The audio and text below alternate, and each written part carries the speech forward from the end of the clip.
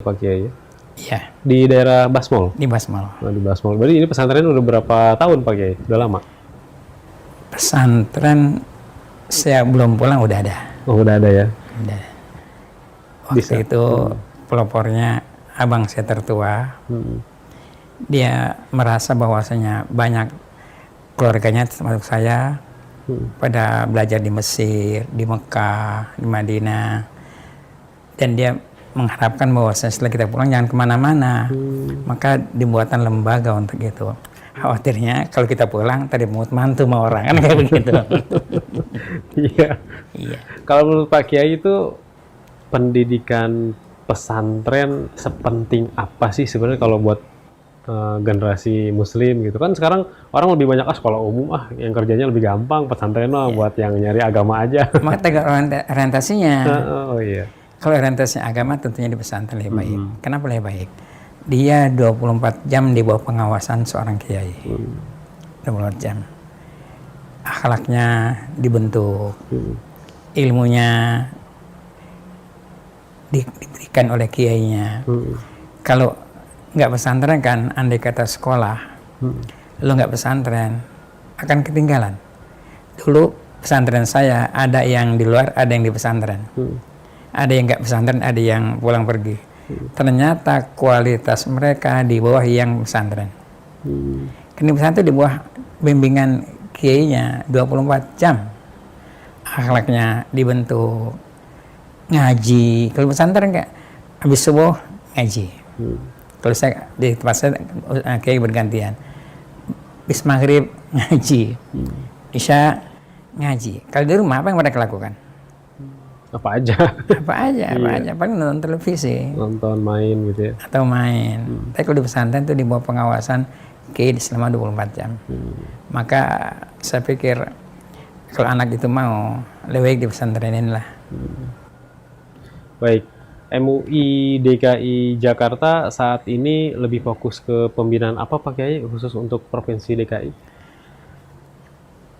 MUI beberapa komisi, tapi ada komisi-komisi yang strategis, seperti komisi fatwa. Itu dia memberikan fatwa pencerahan kepada masyarakat tentang agama.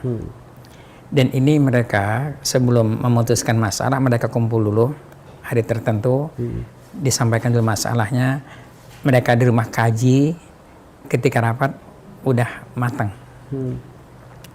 Ada komisi pendidikan. Komisi pendidikan kita menyelenggarakan pendidikan semodel kita sebut dengan PKU, pendidikan keadaan ulama. Itu tingkat provinsi. Tingkat kota ada namanya PDU, pendidikan dasar ulama. Dasar ulama. Dari tamatan itu yang bisa masuk ke PKU kita terima di PKU. Jadi pada dasar PKU itu lanjutan dari PDU yang diselenggarakan di setiap kota. Dan untuk dari tahun kemarin ini PKU ini boarding mereka.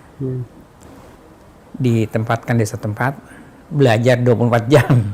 Iya. Sekalipun tidak setiap hari. Sehingga kualitasnya insya Allah akan lebih mumpuni dibandingkan dengan yang tidak di boarding. Itu dari Komisi Pendidikan. Dan banyak hal lain yang dilakukan oleh Komisi Pendidikan.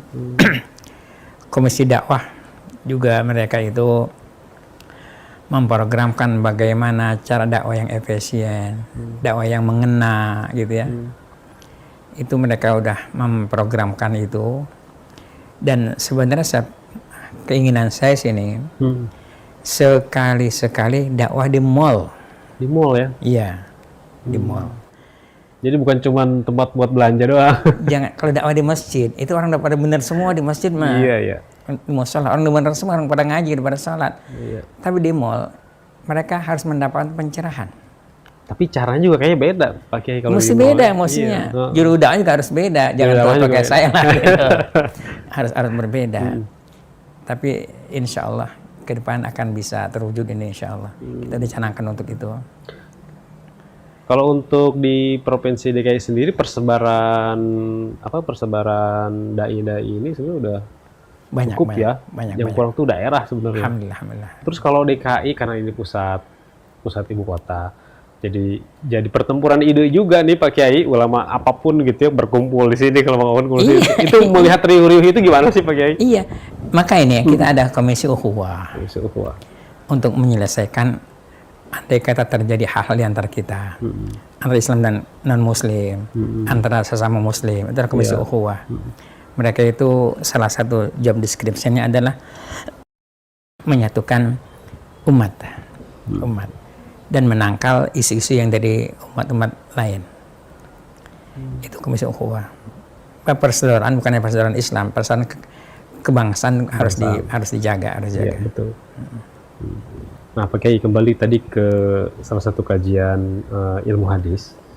Sekarang ini berkembang Pak Kiai, karena kita sudah mengenal WhatsApp gitu ya, Facebook, Twitter, apa-apa bisa langsung di share. Ketika sebuah keterangan, sekarang di bawah tuh selalu ada seperti misalkan disohihkan oleh Albani, disohihkan oleh. Nah itu kenapa sekarang muncul? Perasaan dulu nggak ada gitu. Emang hadis bisa disohihkan dengan ulama? Bagaimana sebenarnya? Ini pertama nih ya. Di medsos yang sekarang lagi ramai nih, bukan kemarin, yang kemarin bulan Rajab. Itu banyak hadis yang berseliweran, hadis itu tidak memiliki nilai kesohihan sama sekali. Yang disebut dengan hadis maudhu. Itu berseliweran itu. Hadis tentang fadilat Rajab aja macam-macam. Iya, betul. Macam-macam. Sedangkan Nabi nggak ngomong kayak begitu. Coba ada masuk ke WA kita statement yang mengatakan puasa Rajab 1 hari pahala sekian, 2 hari sekian, 3 hari sekian. Nabi nggak pernah ngomong kayak begitu. Kita harus tahu nih ya, tanda hadis palsu. Pertama, amal yang sedikit diiming-iming dan pahala yang banyak banget. Itu. Atau dosa yang kecil diancam dengan ancaman yang sangat sadis. Itu tanda hadis palsu. Dan Rajab ini, tentang Rajab yang kemarin ya, itu banyak memuat hadis yang kayak begitu. Tanda hadis palsu. Ada lagi tanda hadis palsu. Banyak sebenarnya tandanya. Seperti hadis itu bertentangan dengan ilmu kedokteran. Contoh seperti kayak begini. Kata Nabi nggak ngomong sebenarnya. Al-badinjan shifaun min kulli da'in. Terong obat segala penyakit. Sepakat terong obat segala penyakit. Bahkan terong kadang-kadang kalau kita konsumsi berlebihan bisa menyebabkan penyakit ya? Bisa menyebabkan penyakit. Ada bertentangan dengan Al-Quran. Ini kata Nabi, waladuz zina la yadkhulul jannah illa sab'ati abna'in. Anak zina tidak masuk surga 7 turunan. Kita bertanya, emang anak zina itu apa kesalahannya sih? Emang dia salah? Yang salah siapa? Ibunya, dan yang menghamil ibu itu yang salah. Anak itu nggak salah. Allah mengatakan wala taziru waziratun wizra ukhra. Orang tidak mungkin menanggung dosa orang lain. Yang dosa kan ibunya, sama yang menghamil ibunya. Ini kan zina anak ini. Anak itu tidak memiliki dosa apa-apa atas perlakuan bapaknya ibunya. Kenapa dia nggak masuk surga? Ini pastikan hadisnya ini maudhu. Karena bertentangan dengan Al-Quran. Yang mengatakan la taziru waziratun wizra ukhra. Lah anak nggak salah kok dihukum nggak masuk surga 7 turunan, subhanallah. Ini kan sangat-sangat menyakiti anak zina. Dia lahir ke dunia tidak mau sebagai anak zina, bukan kemauan dia, kan begitu?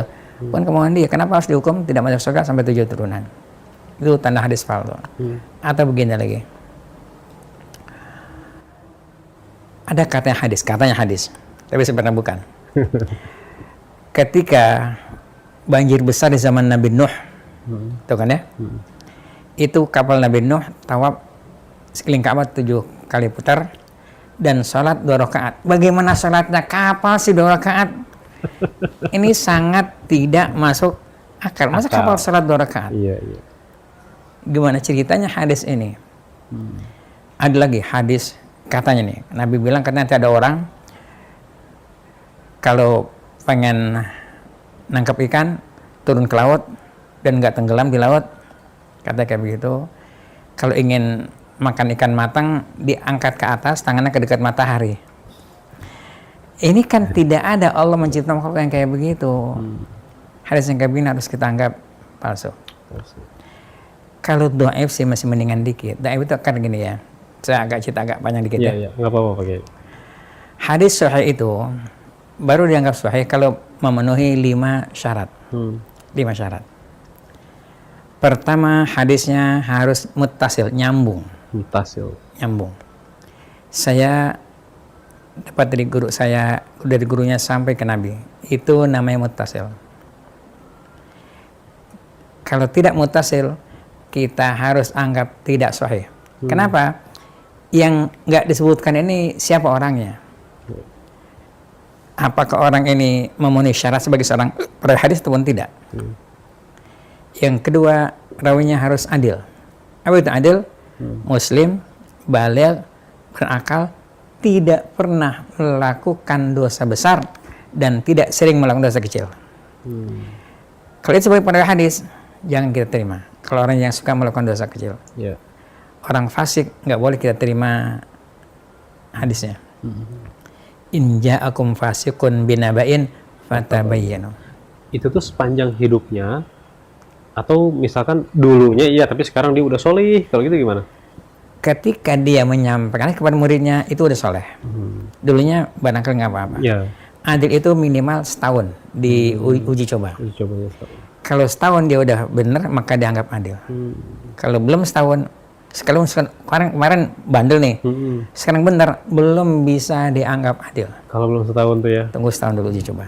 Belum teruji soalnya. Belum teruji. Kalau enggak, maka hadis dhaif. Dhaif itu lebih ringan sebenarnya dibandingkan dengan maudhu dan palsu itu. Ada juga kan derajat-derajat tuh kayak mardud, hasan.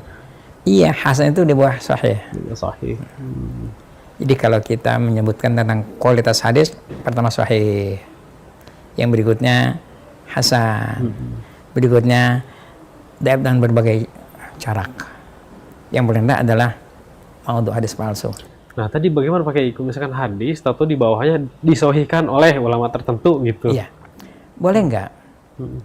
Boleh kalau orang punya kapasitas untuk kayak begitu. Benar dengan Al-Albani. Al-Albani soal kontroversi Al-Albani sebenarnya. Ada yang nggak suka, ada yang suka dengan Al-Albani. Soal kontroversi. Yang nggak suka, dia nggak mau mengikuti pentasihan Al-Albani. Yang suka, maka dia mengikuti Al-Albani. Itu tergantung siapa yang ngomong. Kalau ente nggak ikut Al-Albani, ente harus punya kemampuan dong mentasiahkan hadis, menghasankan hadis. Kalau nggak punya kemampuan, ya taklid aja dengan Al-Albani. Kenapa sih? Selama dia itu jujur. Dan cukup sebenarnya lihat maknanya gitu ya, isinya hadisnya. Kalau isinya itu salah satu tandanya. Salah satu tandanya. Tapi kan tadi saya katakan harus mencakap 5 syarat. Kalau enggak ya harus dianggap hadisnya enggak sahih. Lalu kalau hadis-hadis riwayat Israiliyat itu gimana tuh Pak Kiai? Kata Nabi, Israil itu kata Nabi, la yusaddaq wa la yukadzdzab. Jangan ditolak dan jangan juga diterima. Jadi bingung kita pakai. Iya. Jangan dijadikan sebagai sebuah landasan hukum. Nabi bilang jangan dianggap benar, jangan dianggap tidak. Kemungkinan benar, kemungkinan juga tidak. Itu Israiliyat. Dan banyak Israiliyat masuk ke kehidupan kita. Itu banyak. Tapi harus kita anggap bahwa itu adalah hadis yang bisa benar, bisa salah.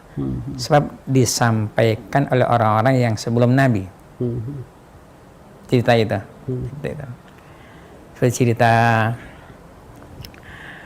Cerita tentang ya banyaklah Nabi Sulaiman gitu, Nabi Sulaiman. Itu banyak cerita tentang Nabi Sulaiman yang sebenarnya kadang-kadang kalau kita berpikir apa iya gitu ya. Benar enggak? Itu yang kata Nabi, la yusaddaq wa la yukadzdzab. Jangan dianggap salah, jangan dianggap benar. Anggaplah sebagai sebuah wacana, tapi jangan kita jadikan sebagai pegangan. Atau dia ukurannya dulu kali ya, di ukuran dari Al-Qur'annya aja gitu. Iya. Kalau tangan dengan Al-Quran, yang dipakai. Sesuai dengan Al-Quran, pakai Al-Qurannya. Kenapa pakai Israiliyatnya? Lalu Pak Kiai, ada kelompok-kelompok juga yang dia tidak ingin menerima hadis. Akhirnya Al-Quran saja muncullah seperti ingkarus sunnah. Ini bagaimana kalau yang begini nih Pak Kiai? Oke. Kalau dia hanya mengamalkan Al-Quran, Al-Quran memerintahkan kita untuk percaya dengan hadis. Ati Allah, wa ati Rasul. Al-Quran tuh. Iya. Dengan cara apa kita taat kepada Rasul? Dengan mengamalkan hadisnya. Andai kata orang mengatakan, saya tidak mengamalkan hadis, Al-Quran saja. Al-Quran memerintahkan kita untuk mengamalkan hadis. Ya, jadi mengamalkan hadis, melaksanakan perintah Al-Quran. Nggak mungkin orang mengamalkan Al-Quran tanpa hadis. Al-Quran nyuruh gitu. Bahkan kayak begini, Allah mengatakan, fala wa rabbika la yu'minuna hatta yuhakkimuka fima syajara bainahum. Kata Nabi, mereka tidak beriman sebelum Muhammad menjadikan hakim. Artinya apa? Dengerin omongan Muhammad, omongan Nabi kita Muhammad sallallahu alaihi wasallam. Dengan apa? Dengan cara mengamalkan hadisnya. Jadi kalau orang mengatakan saya hanya percaya dengan Al-Quran, nggak mau mengamalkan hadis, Al-Quran memerintahkan kita untuk mengamalkan hadis. Ya harus ikutin hadis karena perintah Al-Quran. Yeah. Sekarang gini, kalau orang mengatakan kayak begitu, sholat zuhur berapa rakaat? 4 rakaat. 4 rakaat. Yeah. Tunjukkan kepada kita mana Al-Quran yang memerintahkan kita sholat zuhur 4 rakaat. Ayat Al-Qurannya nggak ada. Nggak ada. Nggak ada. Kenapa sholat zuhur 4 rakaat ente? Sedangkan Al-Quran nggak menyebutkan zuhur 4 rakaat. Dalam hadis keterangannya. Hadis keterangannya. Iya. Bagaimana mungkin orang bisa sholat 4 rakaat kalau tidak mengamalkan hadis? Ya, itu maka ada aliran namanya inkarus sunnah. Orang yang tidak percaya dengan sunnah. Dengan hadis. Kan hadis. Banyak dalil mereka, banyak. Iya Pak Kiai. Seakan-akan itu yang paling benar. Pokoknya intinya Al-Quran aja. Ya, mereka mengatakan begini. Allah mengatakan, ma farratna fil kitabi min syai'in. Tidak ada sesuatu yang enggak sebutan dalam Al-Quran. Mereka kan bilang kayak begitu. Benar itu Al-Quran enggak salah. Tapi apakah itu semua? Ada hal-hal yang memang Allah perintahkan Nabi untuk menyampaikannya. Dijelaskan secara rinci. Iya, Al-Quran itu kan harus garis-garis besar doang Al-Quran. Rincian pasti dalam hadis adanya. Baik. Itu biasa kalau untuk menyampaikan sesuatu yang benar, Pak Kiai. Kalau dari contohnya langsung, itu bagaimana Pak Kiai? Biasanya suka dia disampaikan aja gitu hadis-hadisnya, tapi dia tidak mencontohkan apa-apa yang ada di dalamnya. Mestinya penjelasan harus dengan contoh. Seperti sholat, apa kata Nabi? Sallu kama ra'aitumuni usolli. Sholatlah seperti kau lihat aku sholat. Kan dengan praktek Nabi mengajarkan kayak begitu. Kalau hanya dengan verbal, itu banyak orang-orang yang nggak paham. Tapi memang harus dengan contoh. Harus dengan contoh. Maka kata Nabi, sallu kama ra'aitumuni usolli. Pernah Aisyah ditanya bagaimana mandinya Nabi. Aisyah loh, perempuan. Iya. Yang nanya keponakannya. Apa yang Aisyah lakukan? Aisyah minta air, dipakein hijab, Aisyah mandi di situ. Tapi nggak kelihatan bawahnya, atasnya kelihatan. Hatta mandi Aisyah mencontohkan bagaimana mandinya Nabi. Hatta mandi. Kan mandi sebenarnya masalah yang nggak mungkin orang lihat. Iya. Tapi Aisyah ingin mempraktekkan biar orang tahu bagaimana mandinya Nabi. Dipakai hijab. Nggak kelihatan semua, nggak mungkin perempuan kelihatan sedang mandi kan kayak gitu. Nggak boleh. Dia pakai hijab. Ini artinya betapa pentingnya contoh yang harus disampaikan kepada umat. Dengan contoh orang akan lebih gampang memahaminya. Nah, itu seberapa besar distorsinya antara keterangan-keterangan yang lengkap sampai masa sekarang? Karena jaraknya udah ratusan tahun ini Pak Kiai, udah berabad gitu sampai ke masa sekarang. Tapi kan hadis itu murni sampai akhir zaman. Makanya baca hadis-hadis yang benar-benar murni. Imam Bukhari umpamanya, hadisnya dari awal sampai akhir masih tetap aja kayak begitu. Kalau orang berpegang dengan itu, insya Allah akan murni. Tapi sekarang, maaf sekali, Bukhari itu orang kurang minat untuk baca Bukhari. Kurang minat. Lebih minatnya baca yang lain bagaimana? Baca yang lain. Saya alhamdulillah Bukhari udah hatam dan sudah mulai lagi. Saya baca Muslim. Saya baca Tirmidzi hampir lagi selesai. Abu Daud saya baca di beberapa tempat, termasuk di Mahfaz Sekda. Setiap awal Sabtu saya baca Sunan Abu Daud. Kita ingin mengetahui bahwa yang lebih utama kayaknya Bukhari nih, yang lebih utama Muslim. Boleh nggak begitu? Atau yang lebih utama sebenarnya Abu Daud atau An-Nasai atau At-Tirmizi? Karena kan kita punya masing-masing. Begitu boleh nggak tuh Pak Kiai? Boleh sih boleh, tapi harus jujur. Bahwasanya Bukhari lebih sahih dibandingkan dengan yang lain. Tapi yang namanya kitab tuh ada kelebihan, ada kekurangan, ada plus minusnya. Contoh, hadis Tirmidzi contohnya. Dia kan peringkat kelima. Bukhari, Muslim, Abu Daud, Tirmidzi peringkat keempat. Tapi ada yang mengatakan bahwasanya Tirmidzi itu lebih baik dari kita Bukhari, Muslim. Ada ya? Bukan lebih sahih, lebih baik. Oh, lebih baik. Ya. Bukan lebih sahih, saya pasti Bukhari. Kenapa lebih sahih? Karena Tirmidzi itu setelah menyampaikan hadis dijelaskan, ini Pak mafhumnya kayak begini, diamalkan orang-orang kayak begini. Bukhari kan enggak, hadis ya, dia nggak beri penjelasan apa-apa Bukhari itu. Tapi Tirmidzi menjelaskan, hadis ini diamalkan oleh si ini, mafhumnya kayak begini. Itu katanya, maka dia mengatakan Tirmidzi afyad min Sahih Bukhari wa Muslim, lebih berfaedah. Kenapa berfaedah? Kalau Bukhari itu hanya bisa dibaca oleh orang-orang yang kelas tinggi saja. Tirmidzi enggak, siapapun bisa memahaminya. Bukan sahihnya loh. Bukan sahihnya. Saya tetap Bukhari. Berarti dari efek kegunaannya. Dari sistematika penulisan. Sistematika penulisan juga. Iya, hanya itu. Bukhari sama Muslim, mana yang bagus? Sahih Bukhari pasti lebih sahih. Muslim lebih bagus dari susunannya. Karena Muslim itu setelah muqaddimah semua hadis. Bahkan Muslim itu babnya aja nggak ada babnya Muslim itu. Iya, langsung gitu ya. Nggak ada babnya. Orang bilang kan di kitab saya ada babnya. Itu bab itu dibikin oleh Imam Nawawi ketika beliau mensyarahkan Muslim. Nah, lalu posisi syarah hadis itu kan untuk membantu memahamkan. Iya. Akhirnya muncul Fathul Bari, ada juga kitab yang lain. Itu gimana Pak Kiai? Kalau syarah kan tergantung siapa yang mensyarahkan. Maksudnya dalam perkembangan kapanpun syarah itu akan muncul begitu ya? Iya. Tergantung siapa yang mensyarahkan. Sebagai contoh, Bukhari, Fathul Bari, Irsyadus Sari itu pasti madzhab Syafi'i. Tapi kitab yang namanya Umdatul Qari itu madzhabnya Hanafi. Syarahnya pasti berbeda. Karena setiap orang pasti akan menyampaikan sesuai dengan keinginan dia, dengan pikiran dia. Jadi kalau kita baca Fathul Bari, Irsyadus Sari pasti itu madzhab Syafi'i. Sama dengan yang apa kita amalkan. Kalau kita baca Umdatul Qari itu beda. Beda ya? Dia madzhab Hanafi dan dia akan menyampaikan cara-cara Hanafi. Itu bisa disesuaikan dengan letak geografis dan kebiasaan tempat. Iya. Itu tentang syarah. Dan saya juga baca Muwatta di beberapa tempat saya baca. Makanya ketika di Indonesia semua itu ada, ini kan bukan masalah sebenarnya Pak Kiai ya, justru keragaman. Yang tidak boleh menjaganya gimana tuh Pak Kiai? Yang tidak boleh asobi, yang tidak boleh, tidak boleh fanatik mazhab, itu yang tidak boleh. Iya.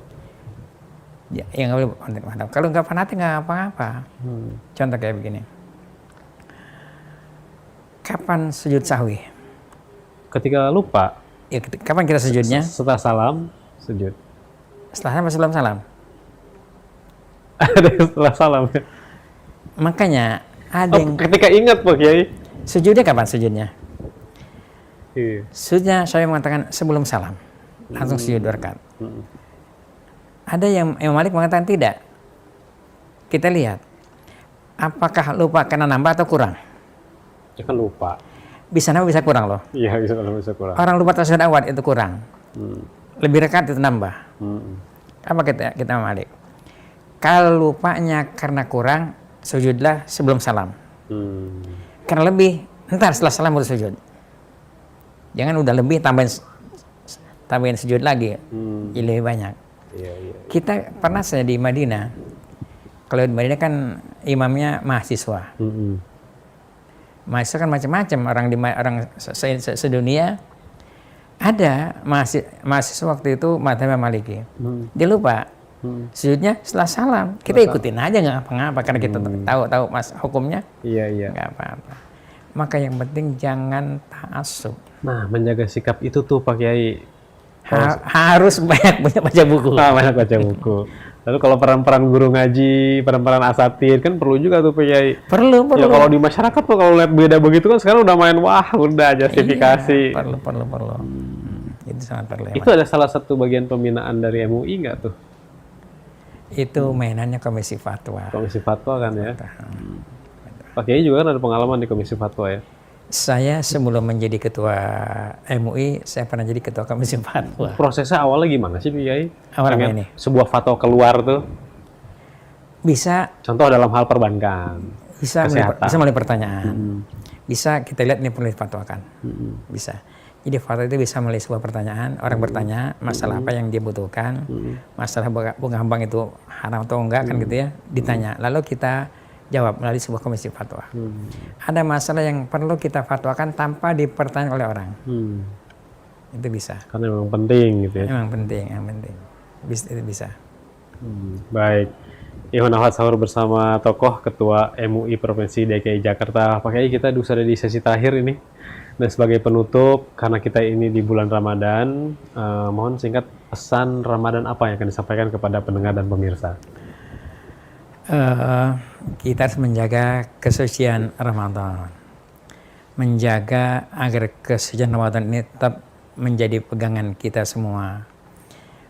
Jangan melaksanakan hal-hal yang dilarang ketika bulan Ramadan.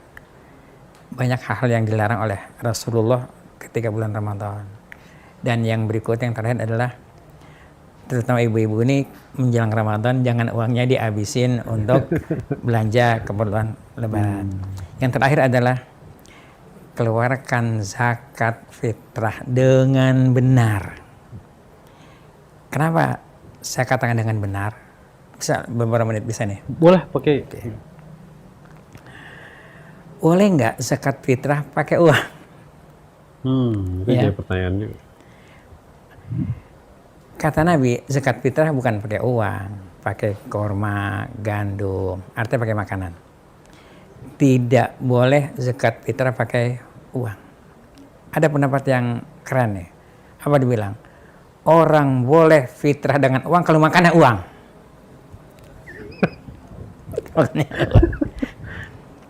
Jadi sekarang bagaimana hukum zakat fitrah pakai uang?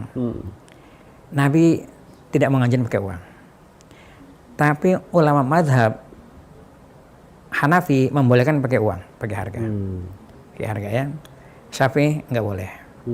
Sekarang bagaimana posisi kita? Boleh nggak pakai uang? Kalau kita taklid ke mazhab, ikut mazhab Hanafi, yang membolehkan pakai uang. Cuma saya ingatkan aja bahwasanya harus kalau ikut mazhab harus komplit.